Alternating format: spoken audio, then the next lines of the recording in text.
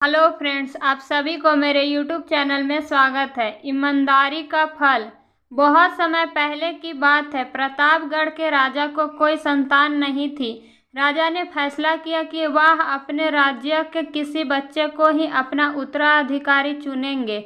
इसी इरादे से एक दिन सभी बच्चों को बुलाया गया। राजा ने घोषणा की कि वह वहां मौजूद बच्चों में से ही किसी को अपना उत्तराधिकारी चुनेंगे। उसके बाद उसने सभी बच्चों के बीच एक छोटी सी थैली बंटवा दी और बोला, प्यारे बच्चों, आप सभी को जो थैला दी जा रही है उसमें अलग अलग पौधों के बीज है। हर बच्चे को सिर्फ एक ही बीज दिया गया है। आपको इसे अपने घर ले जाकर एक गमले में लगाना है और 6 महीने बाद हम फिर यहाँ इकट्ठा होंगे और उस समय मैं फैसला करूँगा कि मेरे बाद प्रतापगढ़ का अगला शासक कौन होगा। उन्हीं लड़कों में ध्रुव नाम का भी एक लड़का था। बाकी बच्चों की तरह वो भी बीज लेकर खुशी खुशी अपने घर वापस पहुँच गया। माँ की मदद से उसने एक गमला चुना और उसमें बीज लगा दिया और अच्छे से उसकी देखभाल करता। दिन बीतने लगे, पर हफ्ते 2 हफ्ते बाद भी ध्रुव के गमले में पौधे का कोई नामो निशान नहीं था। वहीं अब आसपास के कुछ बच्चों के गमले में उपज दिखने लगी थी। ध्रुव ने सोचा कि हो सकता है उसका बीज कुछ अलग हो और कुछ दिनों बाद उसमें से कुछ निकले, और ऐसा सोचकर वह पूरी लगन से गमले की देखभाल करता रहा। पर 3 महीने बीत जाने पर भी ध्रुव का गमला खाली था। वहीं दूसरी ओर बाकी बच्चों के गमलों में अच्छे खासे पौधे उग गए थे। कुछ में तो फल फूल भी दिखाई देने लगे थे।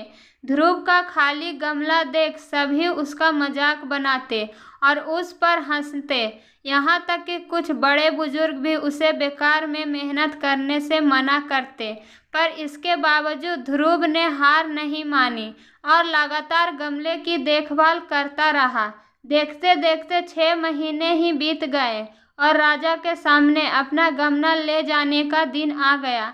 ध्रुव चिंतित था क्योंकि अभी भी उसके गमले में कुछ नहीं निकला था। वह मन ही मन सोचने लगा, अगर मैं ऐसे ही राजा के सामने चला गया तो सब लोग मुझ पर कितना हंसेंगे, और कहीं राजा भी मुझसे नाराज हो गया और सजा दे दी तो किसी को यकीन नहीं होगा कि मैं बीज में रोज पानी डालता था। सब मुझे कितना आलसी समझेंगे। माँ ध्रुव की परेशानी समझ रही थी। उसने ध्रुव की आंखों में आंखें डालकर कहा, नतीजा जो कुछ भी हो, तुम्हें राजा को उसका दिया हुआ बीज लौटाना ही चाहिए। तय दिन सभी बच्चे राजमहल के मैदान में इकट्ठा हो गए। वहां एक से बढ़कर एक पौधों का अंबर लगा था। रंग बिरंगे फूलों की खुशबू से पूरा महल सुगंधित हो गया था। ध्रुव का खाली गमला देख बाकी बच्चे उसका मजाक उड़ा रहे थे कि तभी राजा के आने की घोषणा हुई और सभी बच्चों को बोला गया कि अपनी अपनी जगह खड़े रहें। सभी बच्चे शांति से अपनी जगह खड़े हो गए।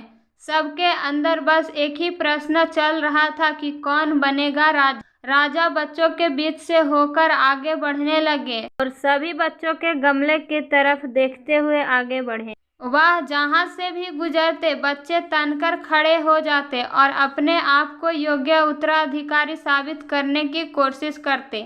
तमाम खूबसूरत पौधों को देखने के बाद राजा की नज़र ध्रुव पर पड़ी। राजा ने पूछा, क्या हुआ, तुम्हारा गमला खाली क्यों है? ध्रुव कुछ हिचकिचाहट के साथ बोला, जी मैं रोज इसमें पानी डालता था, इसकी देखभाल भी करता था, धूप दिखाता था। 6 महीने तक मैंने इसकी पूरी देखभाल की, पर फिर भी इसमें से पौधा नहीं निकला।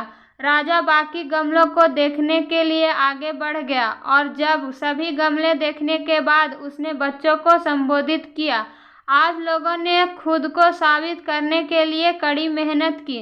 ज़्यादातर लोग किसी भी कीमत पर राजा बनना चाहते हैं, लेकिन एक लड़का है जो यहाँ खाली हाथ ही चला गया। ध्रुव, तुम यहाँ मेरे पास आओ। सबके सामने इस तरह बुलाया जाना ध्रुव को कुछ अजीब लगा। वह धीरे धीरे आगे बढ़ने लगा। जैसे ही राजा ने उसका गमला उठाकर बाकी बच्चों को दिखाया, सभी बच्चे हंसने लगे। राजा ने ऊंची आवाज में कहा, शांत हो जाइए, 6 महीने पहले मैंने आपको जो बीज दिए थे और अपने अपने पौधों के साथ आने को कहा था, मैंने आपको जो बेच दिया था वो बंजर था। आप चाहे उसकी जितनी भी देखभाल करते हो उसमें से कुछ नहीं निकलता। लेकिन अफसोस है कि आप सबके बीच में से एक ध्रुव ही है जो खाली हाथ यहाँ उपस्थित हुआ है। आप सबको उससे सीखना चाहिए। पहले तो उसने ईमानदारी दिखाई कि और लोगों की तरह बीज में कुछ न निकलने पर दूसरा बीज नहीं लगाया, और उसके बाद खाली गमले के साथ यहाँ आने का साहस दिखाया, ये जानते हुए भी कि लोग उस पर कितना हंसेंगे, उसे कितना अपमानित होना पड़ेगा। मैं घोषणा करता हूँ कि ध्रुव ही प्रतापगढ़ का अगला राजा होगा। यही उसकी ईमानदारी का फल है। अगर आपको हमारी स्टोरी ईमानदारी का फल अच्छा लगा हो तो लाइक करें, शेयर करें और कमेंट में बताएं कि यह स्टोरी कैसी लगी। ऐसी और स्टोरी के लिए हमारे चैनल को सब्सक्राइब करें।